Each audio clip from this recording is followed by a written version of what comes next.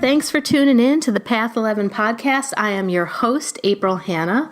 Today on our podcast, we are going to be talking about when we bring food into our life and use it as comfort, and also looking at and discussing what an emotional eater is. But before we get to that, I'd like to remind you guys that you can help us keep this podcast for free and become a sponsor.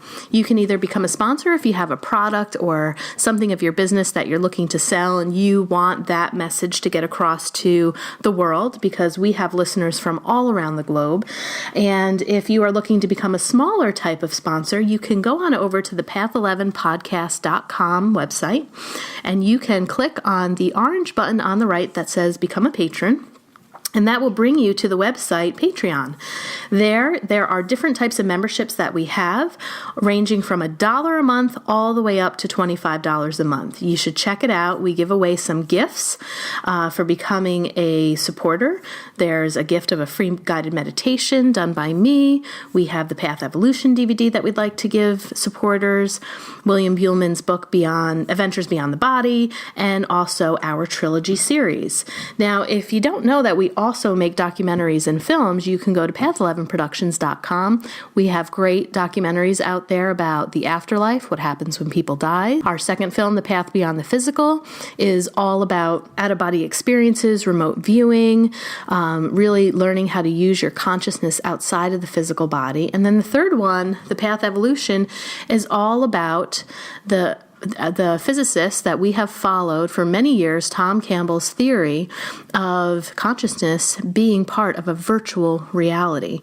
And that documentary I happen to really love because it preaches a lot about love and allowing love to evolve our consciousness. We also have a web series on sensory deprivation. Not sure if anybody has ever tried a float tank before, but we have that for rent as well. So I really think you're going to enjoy today's show if you have ever come into any type of struggle with food. And now let me introduce you to our guest.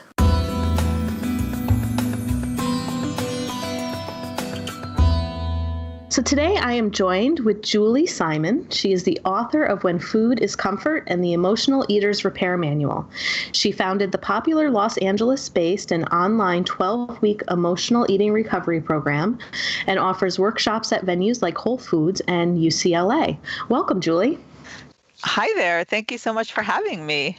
Yes, I am really excited to talk about your book because this stuff hits home personally for me, and I'm also trying to teach it in my private practice. And just to give the listeners the full title of your book, we are going to be talking about When Food is Comfort, Nurture Yourself Mindfully, Rewire Your Brain, and End Emotional Eating. So I just finished up a 7-week women's wellness group, and we worked through the book called A Course in Weight Loss by Marianne Williamson. And then your book came across, and all the women wanted to stay connected and get together. And they said, April, when's your next thing going to be?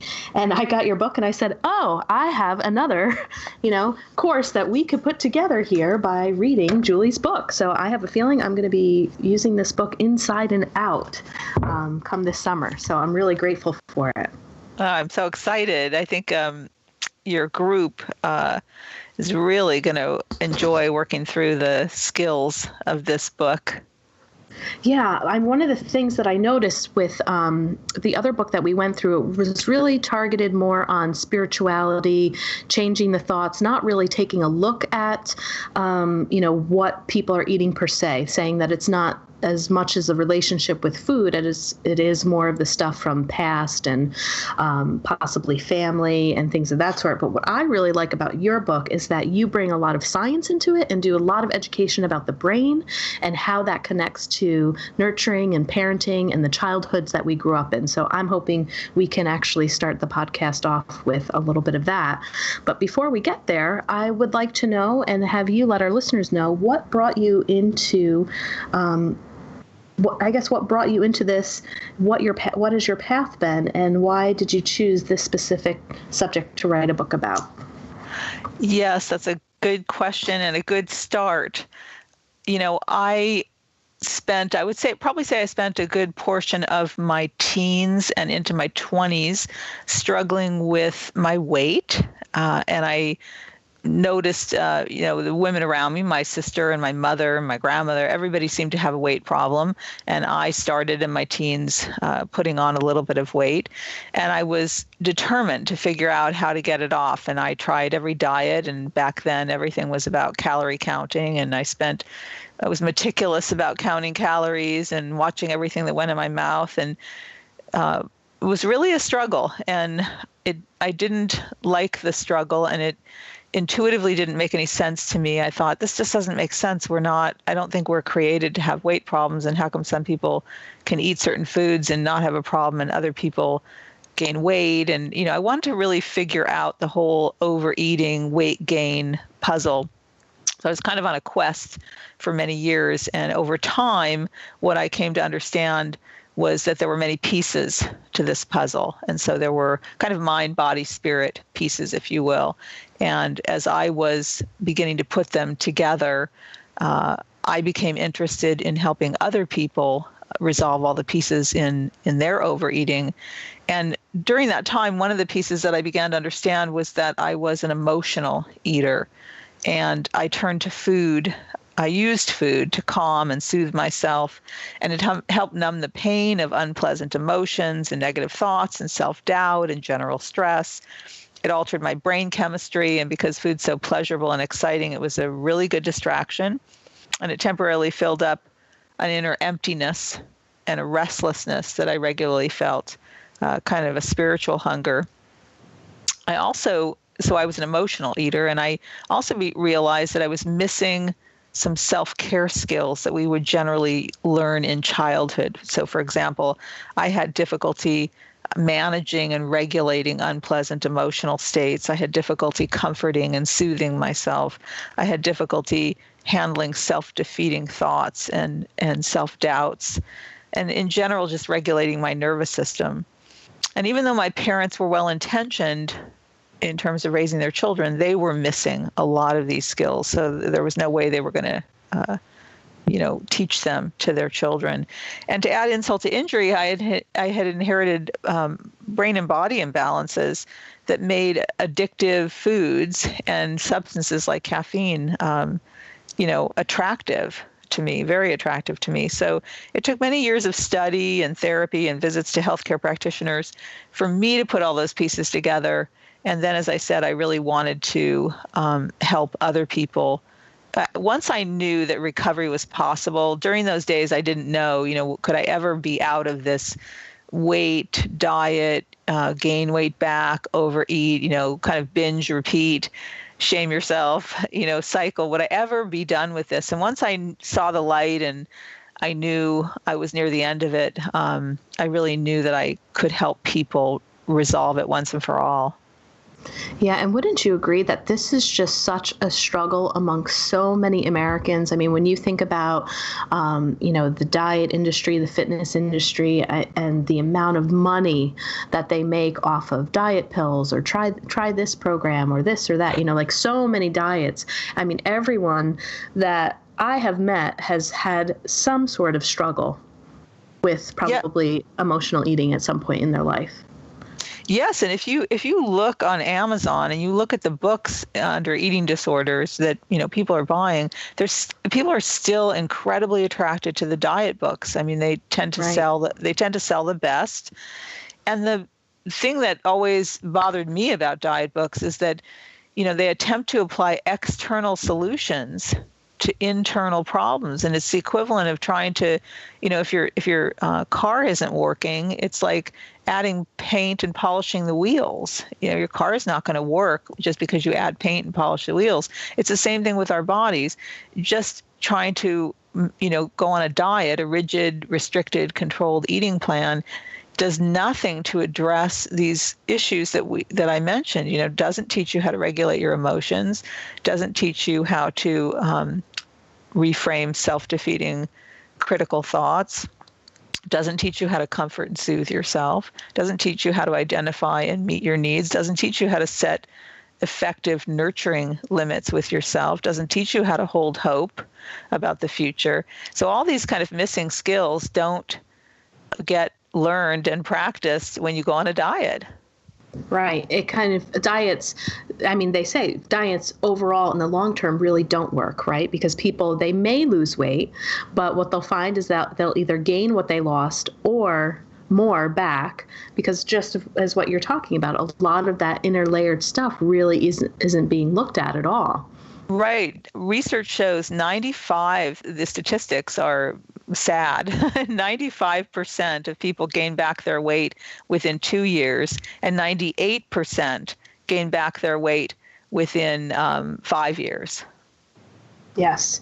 And I really love your approach, because I personally believe, too, that this is a bit of a journey. Like you said, there's so many different pieces when you begin to identify that you've turned to food for emotional comfort and support. And the challenge that I've always found, too, is that it's a little bit different. When you talk about on your website, you have overeating recovery, right? So would it be safe to say that it is a type of addiction? Would you agree with that? I think it is an addiction for some people. I don't think it's an addiction for everyone. Okay. Because the one thing that I found with a challenge with food is that we do need food to sustain us to some level, whereas I don't need alcohol. I don't need drugs per se. I don't need drugs. I don't need, I could buy a certain amount of clothes, but I don't necessarily need as many clothes as maybe somebody who has a shopping addiction or something like that. I don't need to go out to gamble. But one thing that I do need is food. So this is where I find this issue to be quite challenging amongst some of the other, if we talk about, for some people, it being an addiction, how this one can be one of the most challenging, because we do need food to live. Yes, I mean, and in some ways, for some people, the foods that they are selecting definitely are foods that they have addiction with. So that's where the overeating battle, can get very challenging. Right. But you're right. I think this is in part why people will sometimes find the 12-step programs for dealing with food may not be as effective for them, because you can't just abstain from eating. You have to eat, and so there's still a lot to deal with. It's funny that you mentioned that, because I was just thinking about that yesterday, and I was thinking how going over in my mind, how these things are different. How is alcohol different than food? Struggles? How is a struggle with opioids or smoking pot? How is all of that different? Because all of those things you literally can go off of and live without. Right. And you can't go off of food. And food is 24/7. It's not only can you not go off of food, but you have to do food, if you will, many times a day. You have to make food decisions many, many times a day. So this recovery becomes much more complex than the recovery from, alcohol or other substances. Yes. Now, if our listeners are wondering, oh, okay, what does she mean by emotional eater? Am I an emotional eater? In the beginning of your book on page 12, you have a great checklist for people to do a self-inventory to see, okay, how many of these are me? So there's quite a bit, but could you just give a handful of examples if our listeners are wondering if they're emotional eaters, what constitutes somebody that would be doing emotional eating? Yeah, well, the first thing, let me just say before we go over that checklist that's in the book, is to say that if you regularly eat when you're not hungry, if you eat beyond full, or if you choose unhealthy comfort foods more often than you'd like, there's a good chance that your eating has an emotional component to it. And a craving or an exaggerated desire to eat in the absence of true physiological hunger cues represents an emotional appetite. And emotional hunger often feels the same as physical hunger. So sometimes it's hard to differentiate, is this emotional or am I really hungry? So I have a checklist in the book that helps you determine if your eating has an emotional component to it. And some of the items on the checklist, I'll give you an example of. So if you use food as a tranquilizer to dull emotions that are difficult to cope with, such as anxiety, anger, sadness, loneliness, shame, and even happiness and excitement. Perhaps you're using food to calm yourself when you're experiencing unpleasant bodily sensations such as agitation, nervousness, or muscle tension. You might be using food for soothing and comfort. Many of us use food for pleasure, escape, fulfillment, excitement. Many of us eat when we're stressed out. If you eat when you feel numb, if you use food to silence self-defeating, critical, negative thoughts and quiet your mind. Many people turn to food after a day where their mind is, they just have what they call monkey mind, just all over the place, and food kind of quiets the storm. If you eat when you're overwhelmed and you feel paralyzed, maybe you're eating to procrastinate. Many people eat to distract themselves from what we call low motivation states or low arousal states like boredom, lethargy, or apathy. Maybe you eat because your life is lacking purpose and meaning and passion and inspiration. And perhaps you're eating to fill up an inner emptiness. Maybe you're eating because your life has so much regret. Maybe you're eating because you feel deprived of certain things in your life. So those are examples of how you would know if you're an emotional eater. And if this book and my first book, The Emotional Eater's Repair Manual, would be the right place for you. Yeah, and it reminds me of the catchphrase that I've heard many times about people, do you either eat to live or live to eat? Yes, and I think most of us, would like our relationship with food to be predominantly about, fuel, eating because we need to fuel our bodies. And of course, we all want to feel pleasure from our food. And we don't want to feel that our relationship with food is challenging. That's the thing. We don't want to feel that we're in some kind of battle with ourselves and food and our weight and our thoughts about our body and food. We don't want to feel like we're in this battle all the time, this struggle all the time. And there is recovery. It doesn't have to be that way. I'm a walking, living example of every single thing that I teach in both my books and my 12-week program. I have been through. I know the road intimately, and I'm here to tell everyone that recovery is possible. And the only thing that is going to stand in the way is whether you practice skill building or not. Yeah. So can we go into about the importance of early caregiving and how that really can affect people's brains, depending upon the type of nurturing and caregiving that they received early on in childhood? Yes, that's what's so exciting, and I'll tell you, it was so exciting in my own journey because as I was piecing together, as I said before, I was piecing together all these pieces of the overeating puzzle, and I was learning these skills, mindful self-care skills that I had been missing from childhood. Something was happening to my brain during that time, which I'll talk about in a second. And when I began to understand the neuroscience, it made sense to me. So what the neuroscience is showing is that when the brain is forming, what's most important is early, consistent, and sufficient emotional nurturance. For the brain to form properly, we need our caregivers to offer us a particular type of nurturance. We call it, part of it is called attunement, really tuning into our emotions and bodily sensations and being empathic and kind and understanding.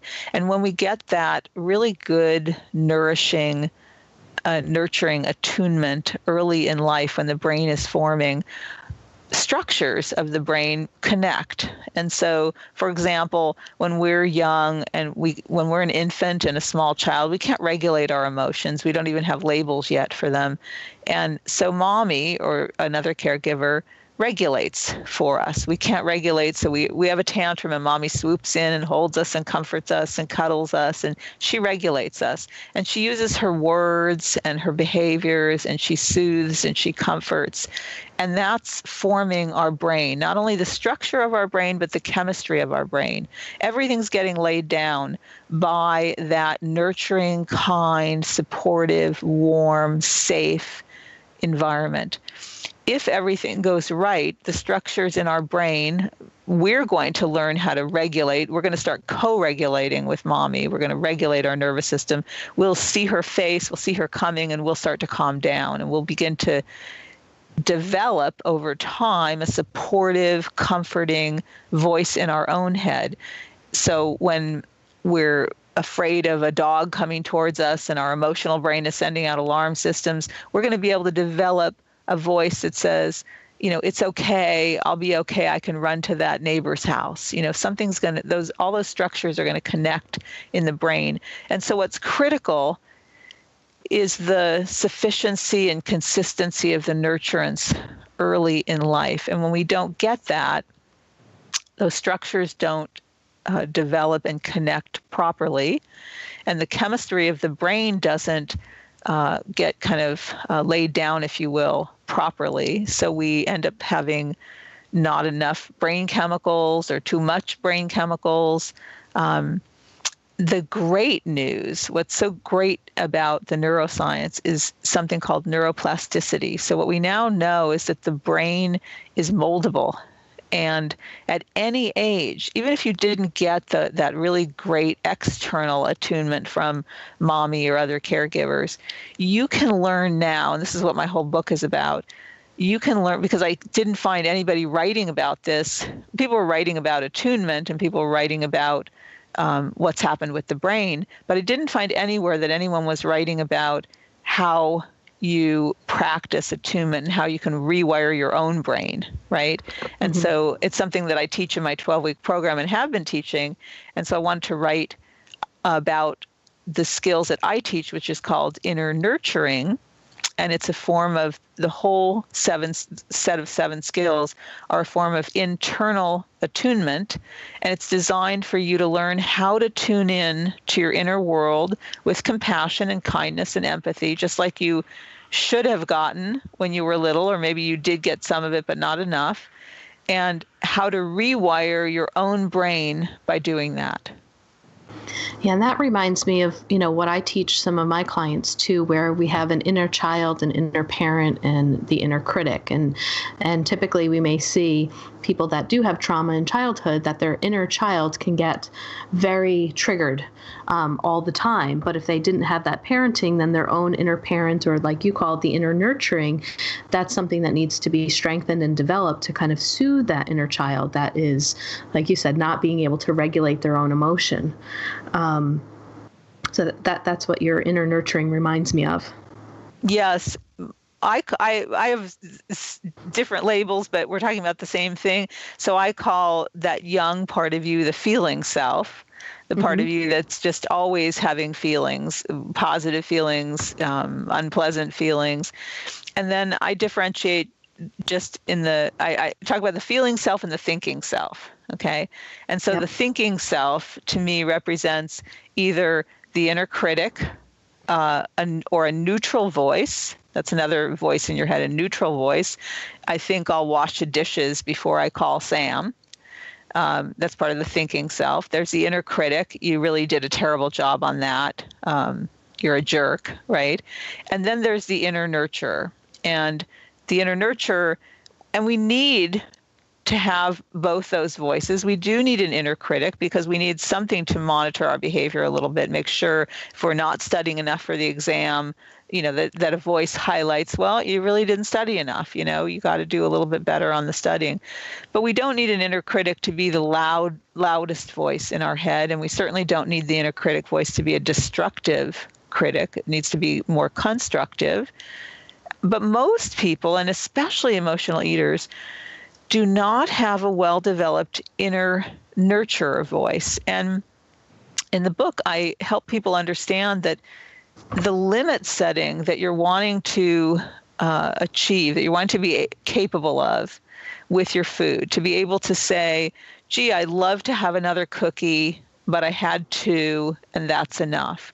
The limit setting that you'd like to have that you may feel like is missing actually comes from your inner nurture voice, not your inner critic. It's not, you don't need a drill sergeant to tell you, that's it, enough, no more cookies. It works better if your inner nurturer morphs into what I call an inner limit setter. So that means it's a nurturing limit. It's an effective but gentle and nurturing limit. So when you want to eat more cookies after you had one or two, the inner nurturer says, I get it. They were really delectable and they taste incredible. And, they have a little bit of that addictive feel to you. So like the brain chemicals are shooting up and you're feeling bliss from those cookies. But you know what? When we do that, when we eat that, we don't feel good later. Our eyes get puffy, our nose gets stuffy, and then all we want is, then we have cravings, intense cravings. So let's stop here. We can have it again some other time, but let's stop now, right? We want to develop the inner nurturing voice because that voice is comforting and soothing. That voice might say, we had those 2 cookies and we need to stop, but I can really tell that you're wanting something else, that not just food. I'm wondering, what else, what does it feel like there's not enough of? What does it feel like you're missing? So we need that voice to support us and walk us through life and comfort us and soothe us and help us identify what we really need instead of 4 more cookies. So that voice has to be developed and built.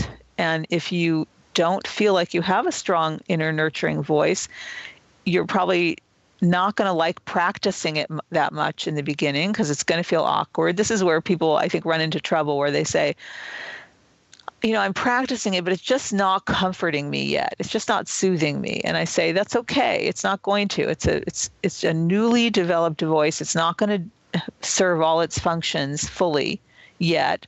But just like playing the guitar, learning the guitar, and you learn the guitar, you have to place your fingers and you have to pick out the notes and you're not very good at strumming yet. And the only thing that gets you to playing the guitar well is practice, practice, practice. And over time, from putting your fingers on the notes, on the frets, to playing, seamlessly, that will happen over time. And the same thing with the inner nurturing voice.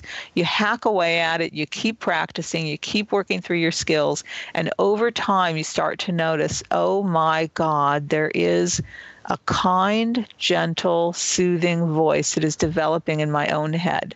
And that's miraculous. Yeah. And that practice, like in the beginning stages, what's really happening as you're coaching them for that inner nurturing is that they're now moving into more of a state of awareness, right? So if they are having this dialogue, whereas before they might have just unconsciously, kept putting their hand in the chip bag, and before you notice, they ate half of the bag of chips or half of the bag of cookies. But when you introduce something like that and you're trying to practice that voice, it brings, I would say, more mindfulness to the eating. I know some women that I've worked with, they'd say, well, I heard the voice, April, and it said, do you really need that cookie? And I decided, well, I don't, but I went for it anyway. But they were able to say, but I was aware that I was eating it, whereas maybe years ago, that wouldn't even have been a dialogue that they were having when they were eating food. Yes, and that's an important first step, is kind of interrupting that mindless, automatic eating and becoming mindful. I have some people on my teleseminar that I run, and people were telling me last week, we were talking about interrupting that, and one person said, I don't even realize I'm doing it until after the fact. And I said, I bet that's not totally true if you really unpacked that behavior. I bet there's a moment where you're a sneaky, as you call it, inner child, or your what I call feeling self, where your sneaky feeling self is going to go to that drive-through and get that cheesy burger. And you kind of know, like, there's a moment, you know you're doing it, right?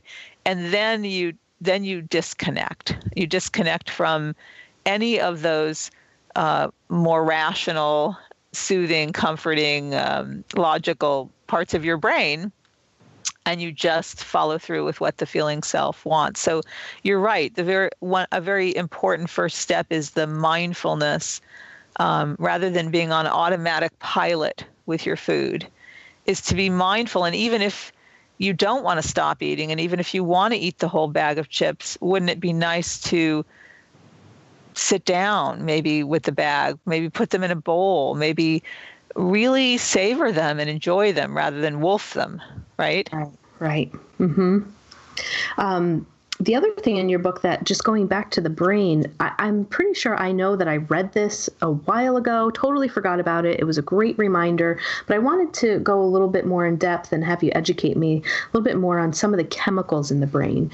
And the few that I'm familiar with are the endorphins, dopamine, and serotonin that you talk about. But the other two, the GABA and the glutamine having to do with sweet cravings and good digestion, I was hoping you can talk a little bit about the chemicals, because I like this part of tying it into the journey and understanding more of where some of these cravings are coming from, why we get soothed when we eat, and understanding it from that biological and kind of nervous system level.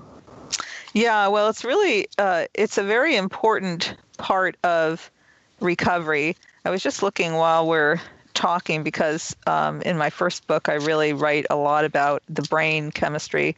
So I'm just going to find that for you really quick. And I cover it lightly in the second book. So we do have, 5 main mood-related neurotransmitters, I'm sorry. And they're mood-related, and they can result in mood disturbances and food cravings. So we have dopamine, which is your natural caffeine. We have glutamine, which is actually not a brain chemical. It's an organic substance, but it acts like a brain chemical. Your brain and your gut have very high concentrations of glutamine, and typically people who have a lot of sugar cravings, including alcoholics, can be very low in glutamine because glutamine helps sugar metabolism. Serotonin, as you said, endorphins, and GABA. And so it's very important that we have all of our brain chemicals working properly. We may have inherited some brain chemical imbalances. As I said before, if we don't have the kind of early nurturance, sufficient and consistent early nurturance that we need, we may not lay down the wiring for creating the level of brain chemicals that we need. So we may have deficiencies going on there in any of the brain chemicals. And so, for example, you asked about glutamine. If you were low in glutamine, okay, things you might feel fatigue, low mental alertness, unclear thinking, low mood, imbalanced blood sugar, and poor digestion. That's often a good sign of glutamine. Now, these symptoms could be for many things, so don't just rush out and go get glutamine. But you may have, I talk about glutamine with clients who have very intense sweet cravings. So anybody that I work with who is kind of a sugar addict or eats a lot of sugar and sweets, I'm always thinking about whether they might have a glutamine deficiency. If you have really strong cravings for sweets, starches, and alcohol, you may have some glutamine imbalances. And then you also asked about, were you asking about endorphins? The GABA? Or GABA.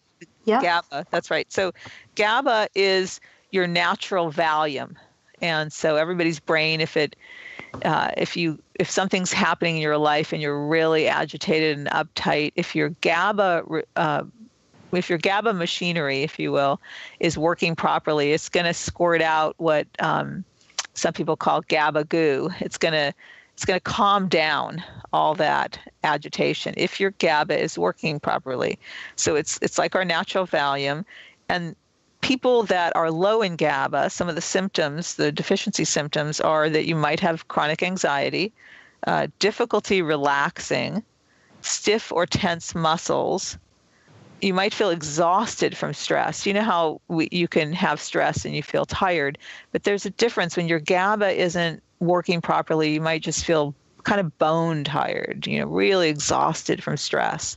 And you may have excessive reactions to normal stressors, like you're just over the top agitated from normal stressors or stressors that aren't huge. That can be because your GABA isn't working as well. And just like with a lot of these neurotransmitter deficiencies, you might crave sweets and starches and alcohol. But with GABA, sometimes I'm on the alert for GABA deficiency with clients that I'm working with who crave fatty foods.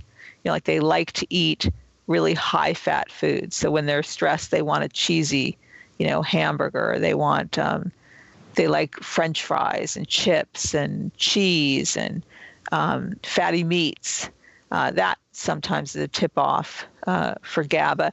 Those can also be a tip-off for dopamine deficiency because fatty meats will trigger a dopamine release as well.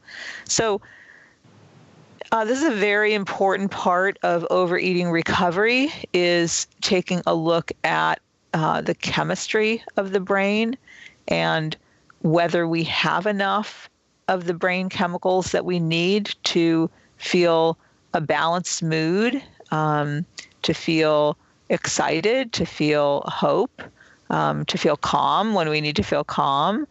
Serotonin is one of those chemicals, and serotonin is like the major mood regulator. So when your serotonin is balanced, serotonin will kind of, if you're too anxious, will calm anxiety, and if you're down and depressed, it will lift you up. So serotonin is another one that's a lot of serotonin in the brain and a huge amount of serotonin in the gut. So if your gut is not working well, if your gut is imbalanced, your glutamine may be imbalanced, your serotonin is seriously imbalanced. So this is a very big part of overeating recovery, and it's very much related to the kind of nurturance and soothing that we got when we were younger. And sometimes before you embark on a path to maybe treat your low brain chemicals, with alternative treatments like amino acids, vitamin and herb therapy, which is what I talk about some of that in the first book. And you can treat them without medications. Some people can adjust their brain chemicals without medications. But sometimes before even addressing treating your brain chemistry, if you practice the mindfulness skills in this book, you may find that's all you need to rewire your brain, and you're fine. That some of this may just be how you're relating to yourself regularly. So by learning to nurture yourself and comfort yourself and soothe yourself and reframe those thoughts, you may find that your mood adjusts itself and your brain chemicals adjust themselves. Because just thinking pleasant thoughts and feeling good about life lifts brain chemistry. Right. That was going to be what I was going to say too. Yeah. And if they're taking themselves out of that stress response, out of fight or flight, and allows the chemicals to re-regulate, then they're going to have that positive response as well. Right. It's all, the body is a giant feedback loop. So, it's mind, body, spirit, and it's all working together all the time. So sometimes we can start with a mindfulness practice like the skills in this book, and then see where we're at there. See if we need some brain chemical adjustments, if we have actually inherited some deficiencies. The good news is that we can treat all of that today with alternative treatments that are much milder and gentler than medications, and kind of get your brain really working optimally. Now, we've been talking a lot about practicing the inner nurturing, and in your book, you really take the reader through what the 7 skills are in order to practice this inner nurturing. And I was wondering if you could just highlight what those 7 skills are. Yes. So the very first skill, the very first thing we learn to do when we're learning to nurture ourselves is we pop the hood. I call it pop the hood. So when you are stressed out, when you want to turn to food, you want to grab food, you've had a difficult day, you had an argument with someone, or you're just plain bored and unmotivated, you pull away, take a pause from whatever you're doing, pull away.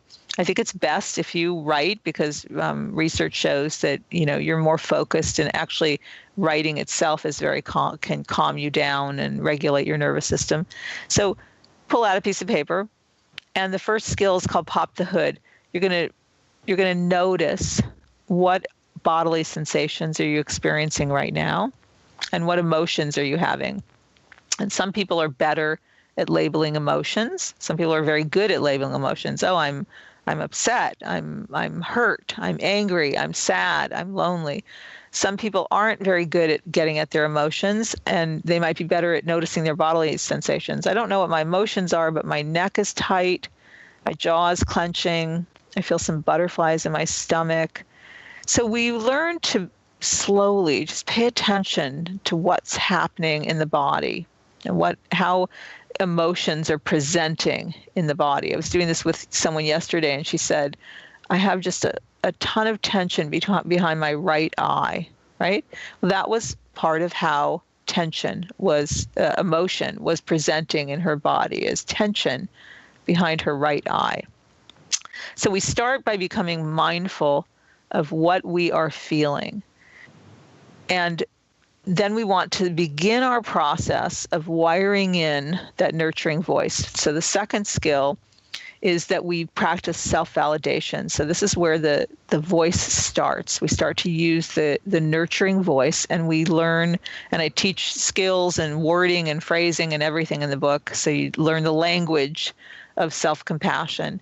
So we begin to validate. I can understand feeling that way. It makes sense that you're sad about that. Of course you're feeling loss. Of course you're disappointed.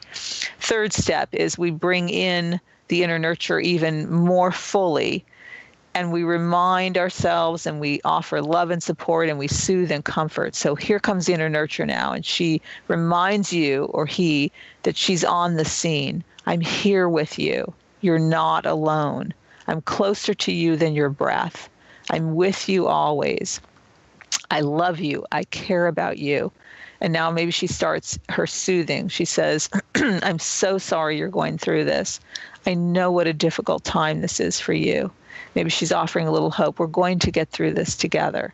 So now we're starting to practice and build that voice. Because when you think about it, you can go to therapy forever, or you can talk to your friends about your problems forever. But where do you go to learn what this voice sounds like and to practice it? It just isn't happening out there. People just aren't practicing. If they didn't develop this voice when they were young, most people just don't develop it. They just go through life and they never develop it.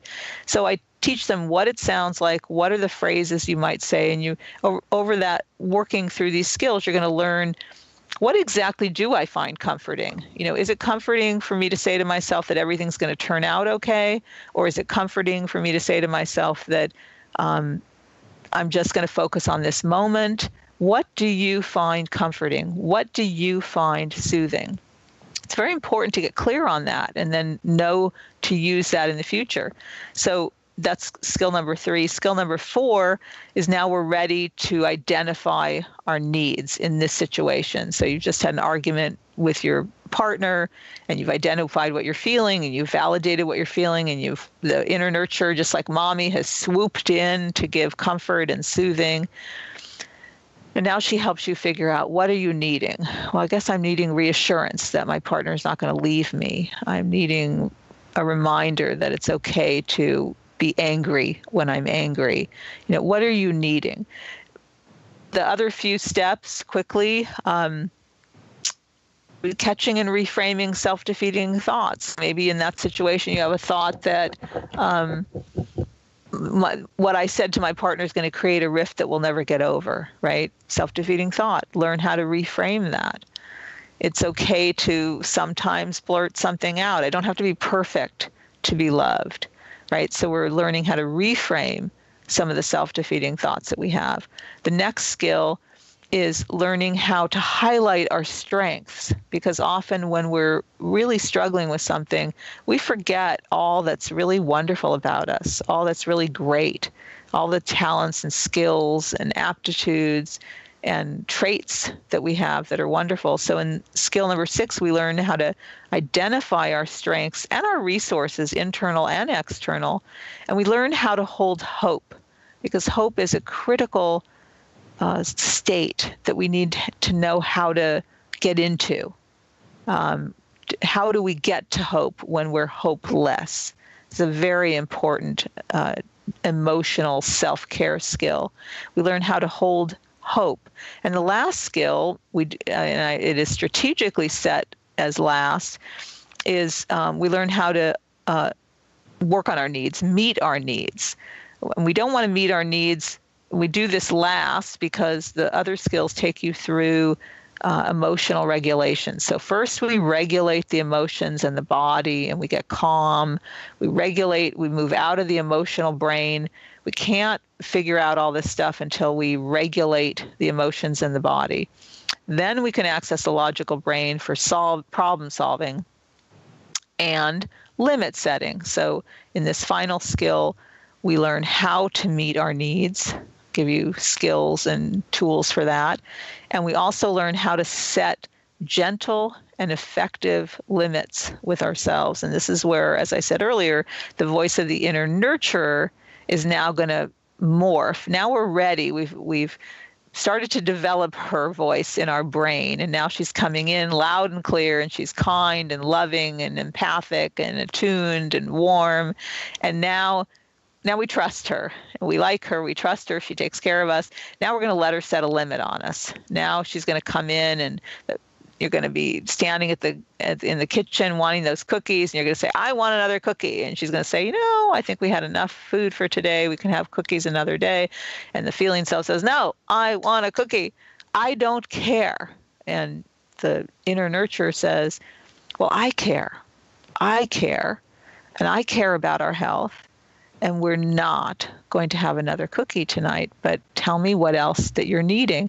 And so I say to people, when you learn to do all these skills, instead of the feeling self always having the last word, "I want the cookie, give it to me now," and an inner indulger stepping in and saying, "Okay, what's one more cookie?"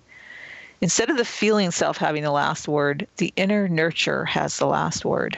That's what we want. We don't want the inner critic to have the last word. We don't want the feeling self to have the last word. We want the inner nurture to have the last word. I like that. That's awesome.